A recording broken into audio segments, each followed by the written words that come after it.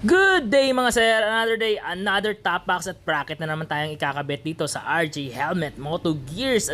At meron nga tayo ditong Kawasaki Fury 125 New Breed Edition mga bossing. Ito yung second generation na yata ng Fury na Kawasaki 125. Ayan.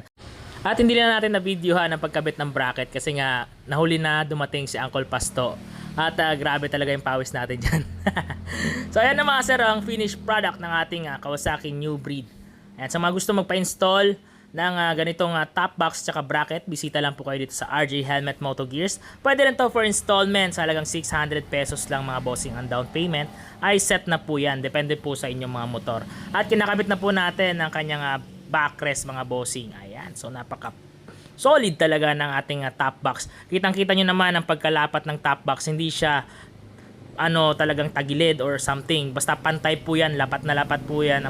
At pure leather na po ang loob ng kanyang top box mga sir. At the zipper na po ang kanyang leather mga bossing. At may stopper na po ang kanyang top box mga sir. At kasyang-kasya po ang full face helmet. Yun lang mga sir. Kita-kits sa shop and ride safe always. Peace out.